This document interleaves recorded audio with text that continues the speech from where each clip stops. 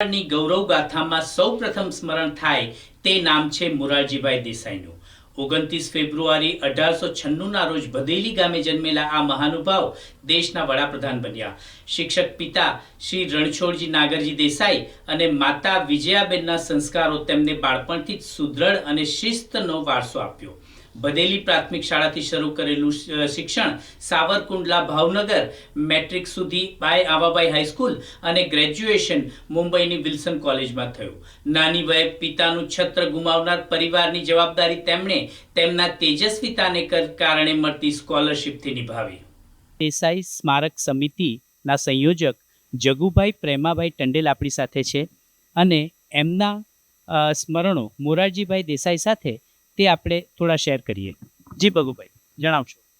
હું દુર્લભભાઈ જોડે, અમારા માજી સરપંચ શ્રી દુર્લભભાઈ જોડે અમને ત્યાં જતા અને બર્થડે દિવસ પર દુર્લભભાઈ માજી સરપંચથી એમની જોડે અમે એમને ત્યાં બોમ્બે ઓશિયાના બિલ્ડિંગમાં જતા એની જન્મતિથિ પર.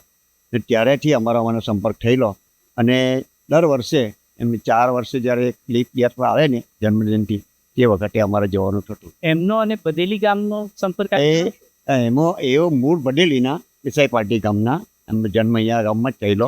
અહીંયા ઉછળ થયેલી એમનો પ્રાથમિક શિક્ષણ આ શાળામાં લીધેલું એમણે અને પછી તો એમના બાપુજી જોડે ભાવનગરમાં જે કંડલા બંદર ખરું ને ત્યાં અમને પ્રાથમિક શિક્ષણ, પછી હવે આવાબાઈ હાઈસ્કૂલમાં એડમિટ થયેલા મેટ્રિક સુધી. ને ત્યાર પછી એમના કુળદેવી હિંગરાજ માતાજીના દર્શને કાયમ આવતા.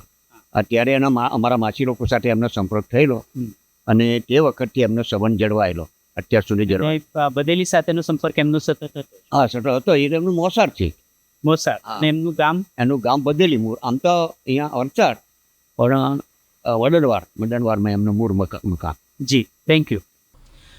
1918માં તેઓ અમદાવાદમાં નાયબ કલેક્ટર તરીકે સરકારી સેવામાં જોડાયા, પરંતુ સ્વાભિમાનને પ્રાથમિકતા આપતા 1930માં રાજીનામું આપી સ્વાતંત્ર્ય આંદોલનમાં કૂદી પડ્યા.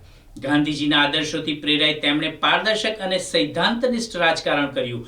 મુખ્યમંત્રી અને ત્યારબાદ ભારતના વડાપ્રધાન તરીકે તેમણે દારૂબંધી, અસ્પૃશ્યતા નિવારણ, ડેરી ઉદ્યોગ વિકાસ, અખબારી આદિવાસી કલ્યાણ, ગણોદ્ધારો, રિયાસતોનું વિલીકરણ, અખબારી સ્વાતંત્ર્ય, ગુજરાત વિદ્યાપીઠની નવરચના, ગુજરાત યુનિવર્સિટીની સ્થાપના એમનું યોગદાન અનન્ય છે.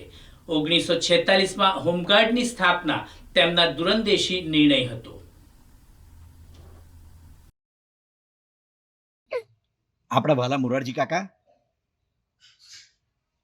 પહેલા વડાપ્રધાન એવા છે કે જે સૌથી મોટી ઉંમરે એટલે 81 વર્ષની ઉંમરે વડાપ્રધાન થયા અને એ પહેલા બિન કોંગ્રેસી વડાપ્રધાન હતા.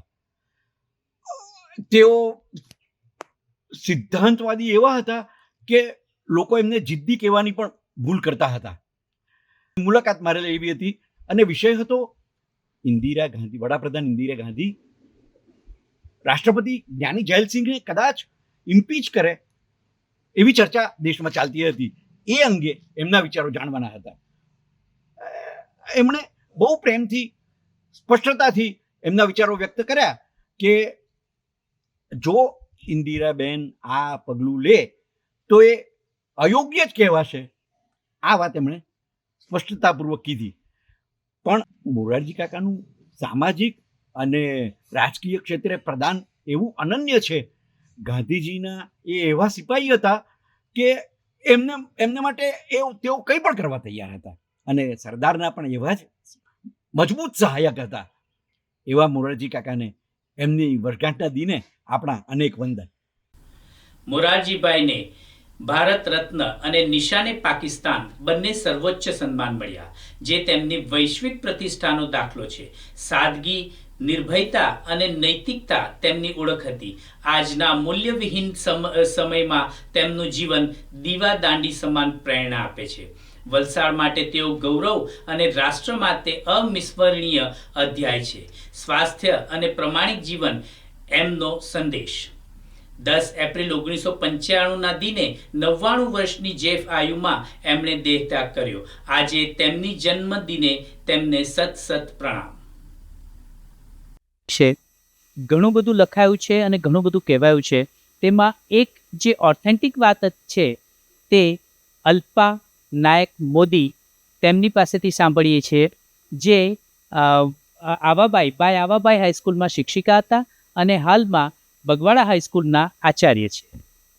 वाजपेयी की कलमी मोरारजी भाई. मैंने मोरारजी भाई को सत्ता में देखा है, सत्याग्रह में देखा है, कामकाज की माया में देखा है, यमराज की छाया में देखा है, लोकसभा में प्रथम और अंतिम पंक्ति में देखा है, विरोधियों के वाकबाणों को धैर्य से झेलते हुए देखा है, विरोधियों को चुप कराने वाले तीखे उत्तर देते देखा है, स्वदेश में देखा है, विदेश में देखा है, विजय और पराजय में भी देखा है. मोरारजी भाई कहीं भी हो, कैसे भी हो, उनके बारे में यूं कहा जा सकता है कि नजर ऊंची, कमर सीधी, चमकदार रौब सा चेहरा, बुरा मानो भला मानो, वही तेजी वही नखरा.